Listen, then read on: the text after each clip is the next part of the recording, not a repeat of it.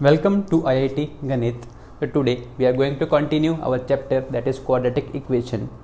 So आज हम पढ़ने वाले हैं maximum and minimum value of a quadratic function कि एक क्वाड्रेटिक फंक्शन की मिनिमम वैल्यू और मैक्सिमम वैल्यू कितनी होती है उसके बारे में पढ़ेंगे। तो आई होप आप सबको याद होगा जब हमने रूट्स निकाले थे, क्वाड्रेटिक इक्वेशन के रूट्स निकाले थे, तो अगर आपको थोड़ा सा याद हो हमने क्या किया था, इक्वेशन लिखी थी ax² + bx + c = 0। ऐसे किया था। यहाँ से हमने a कॉमन लिया था और अंदर बच गया था x² + b/ax + c/a = 0। हमने यहाँ पे क्या किया था कि ये जो 0 नहीं होगा इसको 0 के इक्वल कर दिया था, x² + b/ax + c/a को हमने 0 कर दिया था। फिर हमने इसको परफेक्ट स्क्वायर में कन्वर्ट किया था। जब हमने परफेक्ट स्क्वायर में कन्वर्ट किया था इसके हाफ के स्क्वायर को ऐड और सब्ट्रैक्ट किया था और ये बनता था x + b/2a का whole square minus b² - 4ac over 4a² = 0। और you can say x + b/2a का होल स्क्वायर माइनस d/4a² = 0 बना था। यहाँ से हमने इसको उधर ले गए थे, फिर रूट्स निकाल लिए थे, x की वैल्यू निकाल ली थी। मैं अभी कह रहा हूँ हमने क्या किया, a कॉमन ले लिया था और a को फिर ख़त्म कर दिया क्योंकि हमें पता था कि a की वैल्यू 0 नहीं होगी, इसी को 0 होना पड़ेगा, तो रूट्स निकाल लिए थे। बट जो हम बात कर रहे हैं अब हम क्वाड्रेटिक फंक्शन की बात कर रहे हैं।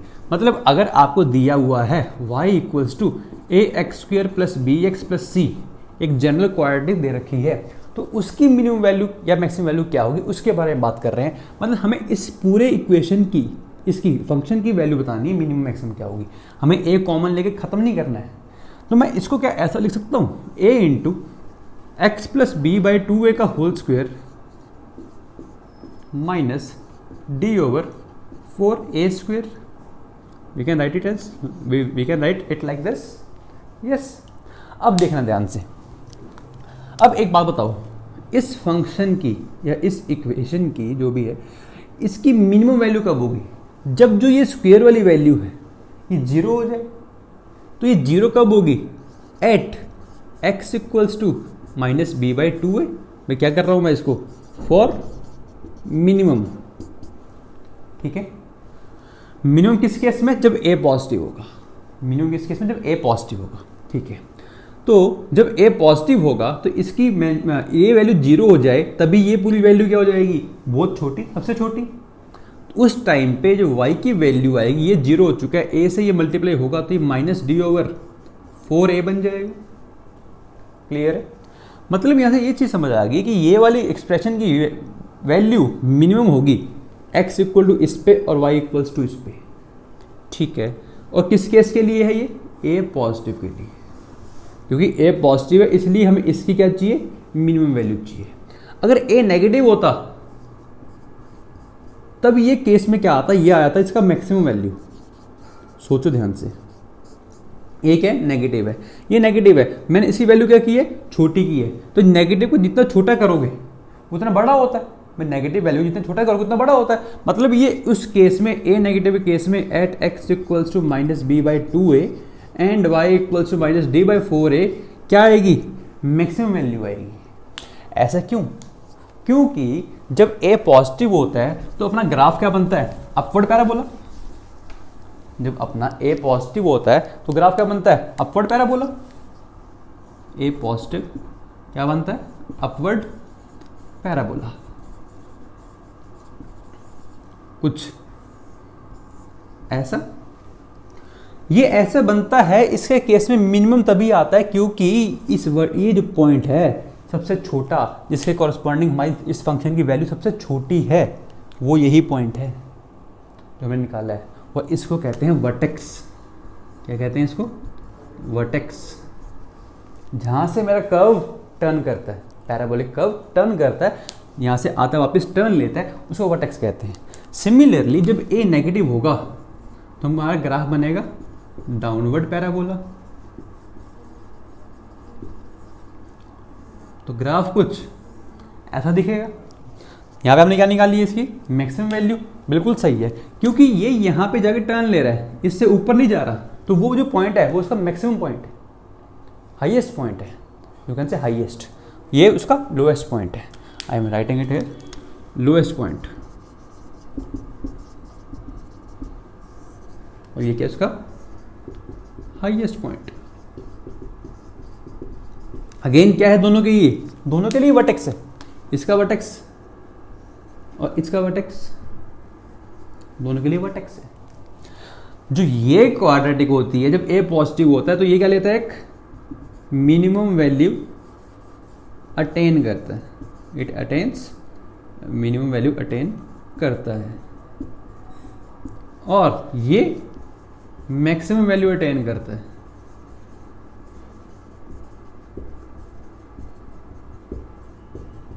ठीक है, किसमें, इन फुल डोमेन या फिर in entire domain, you can say entire domain की बात कर रहे हैं कि पूरी डोमेन के अंदर पूरे एक्स एक्सिस जहां भी चेक करोगे ये ग्राफ हमेशा मिनिमम वैल्यू अटेन करेगा और ये मैक्सिमम वैल्यू अटेन करेगा। इसका लोएस्ट पॉइंट, इसका हाईएस्ट पॉइंट होगा क्या, वर्टेक्स वो होगा सेम है दोनों के लिए। क्या है, लिख देता हूं मैं यहाँ पे फिर से, -b/2a, -d/4a। ये आपको याद रखना है, काफ़ी इंपॉर्टेंट है। मतलब आज के बाद कोई पूछ ले कि इन द गिवन डोमेन इस क्वाड्रेटिक इक्वेशन की मिनिमम वैल्यू क्या होगी, चुपचाप -d/4 है, मैक्सिमम क्या होगी -d/4 है। क्लियर, ठीक है। क्वेश्चन देखते हैं, ठीक है। फिर से बता रहा हूं, अपवर्ड पैराबोला के केस में क्या आएगी मिनिमम, और डाउनवर्ड के केस में क्या आएगी मैक्सिमम। क्वेश्चन काफी इजी है, कोई घबराने वाली बात नहीं है।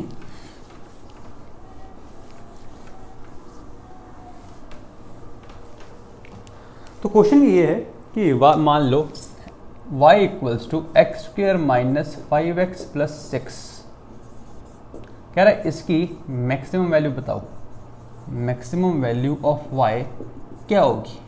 भाई देखो ध्यान से, ये क्या है, एक क्वाड्रेटिक इक्वेशन है, क्या एक क्वाड्रेटिक इक्वेशन है, और क्वाड्रेटिक इक्वेशन की अगर वो मैक्सिमम पूछ रहा है, मतलब इसका कोएफिशिएंट a पॉजिटिव रहा है तभी पूछ रहे हैं, ठीक है, मैक्सिमम पूछ रहे हैं। भाई एक बात बताओ, अपवर्ड पैराबोला है, मैक्सिमम कहाँ होगा, ऊपर। भाई जाता रहेगा जाता रहेगा जाता रहेगा, तो इसकी मैक्सिमम वैल्यू क्या होगी इनफाइनाइट, कोई डिफाइंड नहीं है। बट हाँ, अगर वो पूछता मिनिमम वैल्यू, मिनिमम वैल्यू देख लेते हैं हम, मिनिमम वैल्यू हमें देखनी आती है, ठीक है। तो इस केस में मैक्सिमम वैल्यू इनफाइनाइट, इस केस में minimum value minus infinite, that is not defined, ठीक है। अब मिनिमम वैल्यू निकालने के लिए क्या करें, केस देखो, या तो क्या करो, x की वैल्यू -b/2a पुट कर दो, पुट कर दो y में, आंसर आ जाएगा, और -d/4a निकाल दो, आंसर आ जाएगा। मर्जी आपकी है, मैं -d/4a निकाल रहा हूं, तो b² that is b² - 4ac का minus divide by 4 × a that is this, तो कितनी आ जाएगी 25 - 24, 25 - 24 दैट इज 1/4 का negative, this is it's minimum value. आप चाहे x की वैल्यू -b/2a, मतलब x की वैल्यू -5/5, तो माइनस प्लस हो जाएगा, +5/2 पुट कर दो इसके अंदर, तब भी आपको सेम वैल्यू मिलेगी, तब भी आपको सेम वैल्यू मिलेगी। तो आपकी मर्जी है, या तो इस मेथड से जाओ मेथड 1, या फिर इस मेथड से जाओ मेथड 2, मैं इससे करता हूँ, ठीक है। तो this is what it's minimum value is.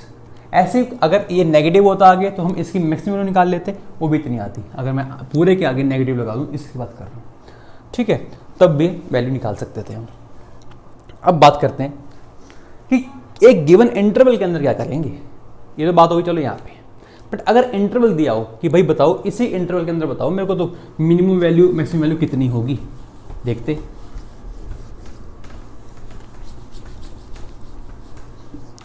I hope आपने ये लिख लिया होगा।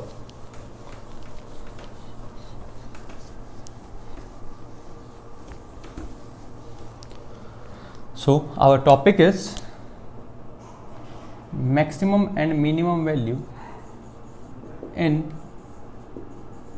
given interval। किसी गिवन इंटरवल के अंदर बताओ। चलो मैं आपके सामने एक ग्राफ बना रहा हूं, मान लो ये अपना ग्राफ है, ठीक है, मतलब ए पॉजिटिव रहा होगा। कोई आपसे कह दे कि P से लेकर Q तक के इंटरवल में बताओ कि मेरे ग्राफ की मिनिमम वैल्यू कहाँ पे होगी। चलो मैं फिर से एक जनरल क्वाड्रेटिक लिख रहा हूँ, y equals to ax² plus bx+c। मैं अभी मान रहा हूँ a पॉजिटिव है, तभी मैं इसके बारे में समझा रहा हूँ। अब देखो P से Q के बीच में 3 केस पॉसिबल हैं। या तो P से Q के बीच में इसका क्या आ जाएगा, वर्टेक्स आ जाएगा, या वर्टेक्स इसका इससे पहले आएगा, या वर्टेक्स इसका इससे बाद आएगा। 3 केस पॉसिबल है। फिर से बता रहा हूँ, P से Q के बीच की बात कर रहा है, इंटरवल जो दिया हुआ है वो P से Q दिया हुआ, ठीक है। क्लोज्ड होगा ओपन होगा देख लेंगे उसके अकॉर्डिंग। अगर मान लो क्लोज दिया हुआ तब देख लेते हैं एक बार,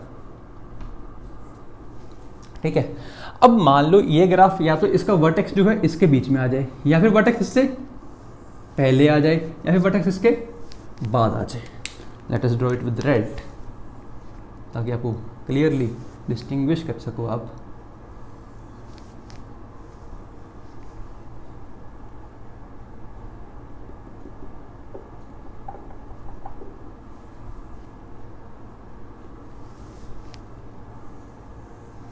ठीक है, अब 3 केस पॉसिबल हैं, या तो ये कि वर्टेक्स इससे पहले, या वर्टेक्स दोनों के बीच में, या वर्टेक्स इसके बाद। ऐसा क्यों कर रहा हूँ, देखो अगर तो वर्टेक्स इससे पहले आया तो एक बात बताओ, मिनिमम वैल्यू कहाँ पे आएगी? क्या इसके बाद ग्राफ ऊपर जाता जाएगा? ग्राफ ब्लू वाला ऊपर ही जा रहा है, तो P पे क्या रही होगी? सबसे छोटी वैल्यू। Q पे क्या रही होगी? सबसे बड़ी वैल्यू। तो केस 1 में, ये केस 1 है, तो इसमें मिनिमम कहाँ आएगी? Minimum at x equal to P, maximum at x equal to Q। ध्यान से समझना, बात क्लियर।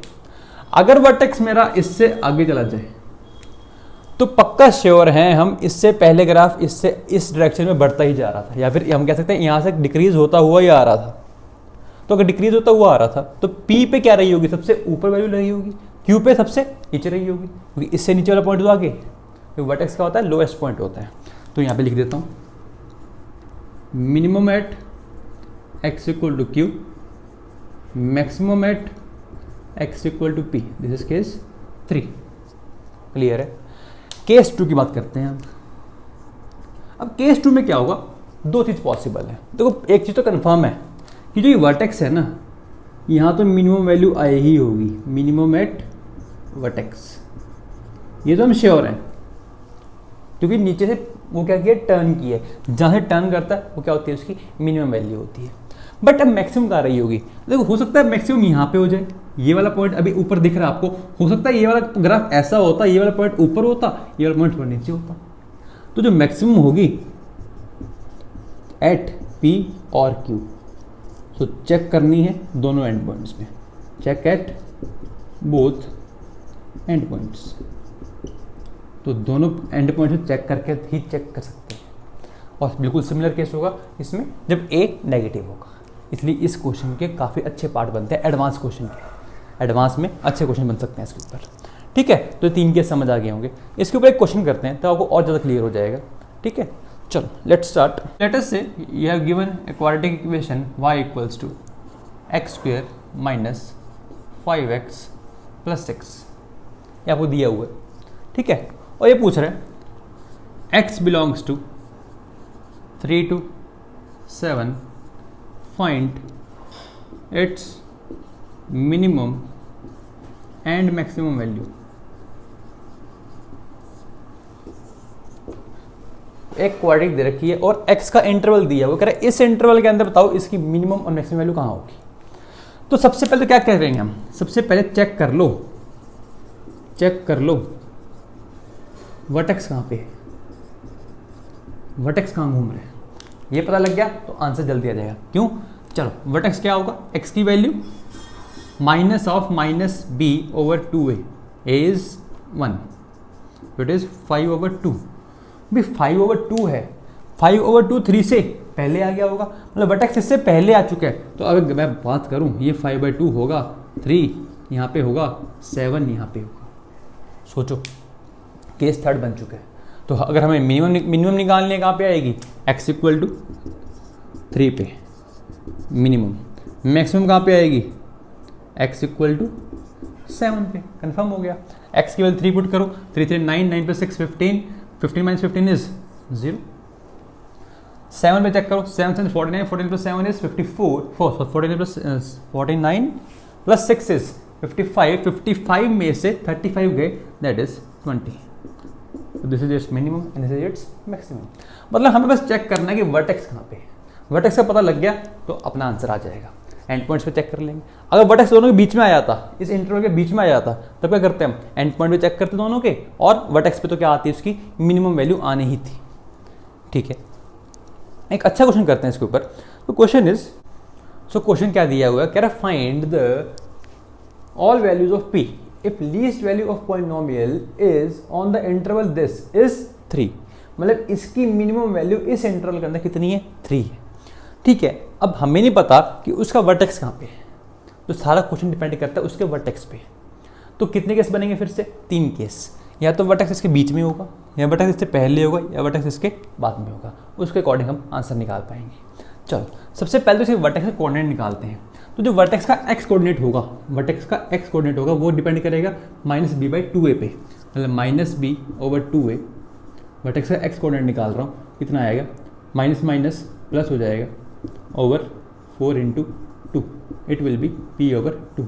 दैट इज वर्टेक्स का एक्स कोऑर्डिनेट, वर्टेक्स का एक्स कोऑर्डिनेट। मतलब हमें जो चेक करना है इस पे चेक करना है आप। ठीक है, अब 3 केस बनाते हैं। आई होप आपने ये लिख लिया होगा, क्वेश्चन लिख लिया होगा। तो write down the question fast. ठीक है, मैं कोई इतनी स्पेस चाहिए, तो मेन क्वेश्चन मैं लिख लेता हूँ, यहाँ पे रख लेता हूँ। सो इतना क्वेश्चन अपने लिए। तो जो केस 1 है, केस 1 क्या होगा कि जो मेरा वर्टेक्स है वो 0 से 2 के पहले आ जाए, मतलब वर्टेक्स इससे पीछे होगा। अगर वर्टेक्स इससे पीछे होगा तो जो मिनिमम वैल्यू आएगी, क्या वो यहाँ पे आएगी, क्योंकि इसके बाद तो आगे बढ़ ही रहा है। तो 0 पे क्या आएगी, मिनिमम। तो मिनिमम एट x = 0। बट जो वर्टेक्स का एक्स कोऑर्डिनेट है वो 0 से पीछे होना चाहिए। तो वर्टेक्स का एक्स कोऑर्डिनेट मतलब p/2 की वैल्यू 0 से छोटी होनी चाहिए, तभी मैं ये कह सकता हूँ। ठीक है, मतलब यहाँ से p की वैल्यू 0 से छोटी आ चुकी है। ठीक है, मिनिमम कहाँ पे, x = 0 पे, मतलब f(0) की वैल्यू कितनी होनी चाहिए, 3 होनी चाहिए क्वेश्चन के अकॉर्डिंग। तो f(0) मतलब यहाँ पुट कर देता हूँ f(0), तो 4 × 0 का square -4p × 0 + p² - 2p + 2 = 3। 0 0 p² - 2p, here it is -1 = 0। ये बचेगा। यहाँ p की वैल्यू निकाल लेते हैं, b कितना आएगा, -b ±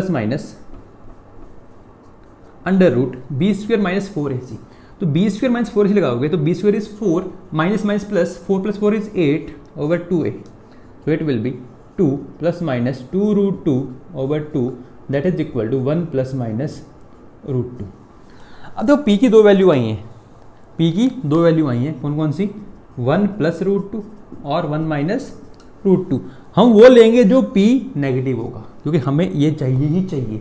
तो इसमें नेगेटिव कौन सा है, ये नेगेटिव है, ये नेगेटिव नहीं है, तो ये रिजेक्ट, ये ले लेंगे। तो यहाँ से p की वैल्यू क्या आ गई, p = 1 - √2।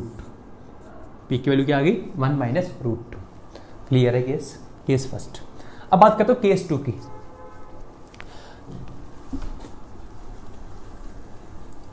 तो केस 2 क्या है, केस 2 इज जब मेरा वर्टेक्स जो है वो 0 से 2 के बीच में आ जाए। अगर 0 से 2 के बीच में आ गया तो मतलब जो मिनिमम आएगी वो वर्टेक्स पे ही आएगी, मतलब जो मिनिमम आएगी वो x = p/2 पर ही आएगी। बट फिर से क्या करना है कि हमें ये ध्यान रखना है कि जो वर्टेक्स का x कोऑर्डिनेट है वो 0 से 2 के बीच में हो, मतलब p/2 की वैल्यू <2 हो और <0। ये ध्यान रखना है हमें। तो इसके लिए हमें ये पता लग गया p की वैल्यू 4 से छोटी और 0 से बड़ी होनी चाहिए। तो मिनिमम कहाँ पे आ रही है, x = p/2 पे आ रही है। तो p/2 हम पुट कर देते हैं। तो f(p/2) की वैल्यू कितनी होनी चाहिए, 3 होनी चाहिए क्वेश्चन के अकॉर्डिंग। तो p/2 पुट कर रहा हूँ इसके अंदर, तो क्या बनेगा, 4 × p/2 का square minus 4p p by 2 plus P square minus 2p plus 2 equals to 3, ये बचेगा। फिर पी स्क्वेयर 4 से 4 कैंसिल, तो ये पी स्क्वेयर आएगा, ये माइनस का 2p स्क्वेयर आएगा, ये प्लस पी स्क्वेयर आएगा, minus 2p minus 1 equal to 0, ये आने वाला है। ठीक है, 2p स्क्वेयर कैंसिल, तो 2p equals to minus 1, p equals to minus 1 by 2, p equal to minus 1 by 2 क्या इसके अंदर आ रहा है? नहीं आ रहा, तो ये तो क्या हो गया? रिजेक्ट हो गया, यहाँ से कोई वैल्यू नहीं आई, दैट इज़ 5, कुछ भी नहीं आया। ठीक है, नेक्स्ट चलते हैं अपने केस 3 पे। तो केस 3 मैं यहाँ पे लिख देता हूँ। जो केस 3 है, केस 3 इज कि जो मेरा वर्टेक्स है वो 2 से आगे हो, मतलब जो मेरा ग्राफ होगा कुछ ऐसा होगा। तो इस केस में मिनिमम वैल्यू कहाँ पे आएगी? 2 पे आएगी, तो minimum at x equal to 2। ठीक है, बट हमें इसके लिए क्या करना है कि जो वर्टेक्स है वो 2 से आगे है, मतलब जो p बाई 2 की वैल्यू है वो 2 से बड़ी होगी, मतलब p की वैल्यू जो है 4 से बड़ी होगी, तभी मैं आंसर मानूंगा।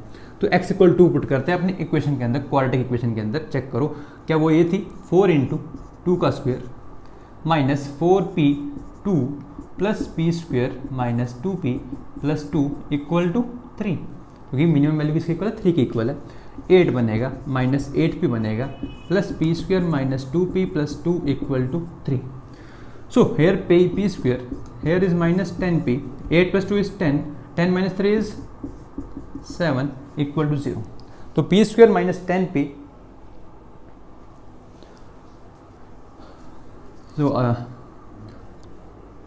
तो क्या बने? अच्छा ये गलत कर दिया,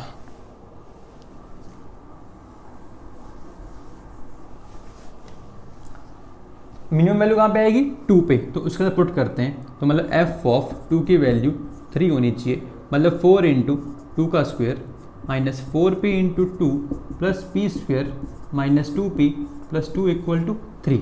4 4 जा 16 minus 8p plus P square minus 2p minus 1 equal to 0, P square minus 10p plus 15 equal to 0। तो p will be plus minus b plus minus under root D, B square minus 4 ac under root में 50 आएगा, 40 आएगा, 100 minus 60 40 आएगा, 40 is 2 root 10 divide by 2, that is equal to 5 plus minus root 10, ये आ जाएगा। अब इसमें से वो वैल्यू लूंगा जो 4 से बड़ी होगी। अब इसमें 4 से बड़ी कौन सी है? तो वो रूट 10 की वैल्यू 3 से थोड़ी बड़ी होगी, तो 5 में 3 गए तो वो 2 से थोड़ी छोटी आएगी, मतलब 4 से बड़ी नहीं आ रही, तो यहाँ से रिजेक्ट हो जाएगी। तो आंसर क्या आएगा यहाँ से? 5 प्लस रूट 10, 5 प्लस रूट 10। तो आंसर क्या क्या आ गए? एक तो ये आंसर आ गया, एक ये आंसर आ गया। That's it. These are the values of p for which the minimum value of that polynomial function is 3। Clear है? तो बात करते हैं। ठीक है, कुछ होमवर्क क्वेश्चन दे देता हूँ आपको, सिंपल से। आपको एक होमवर्क क्वेश्चन दे रहा हूँ, simple. 2x square minus 3x plus 1, इसकी आपको मिनिमम वैल्यू निकालनी है। Similarly 7 plus 5x minus 2x square, इसकी आपको मैक्सिमम निकालनी है। इसकी मिनिमम क्या होगी और इसकी मैक्सिमम क्या होगी? This is your homework. Okay, so comment in the comment box the answer. Till then, have a nice day and keep studying and enjoying. Take care and don't forget to like and subscribe the channel and share it with your friends. Thank you.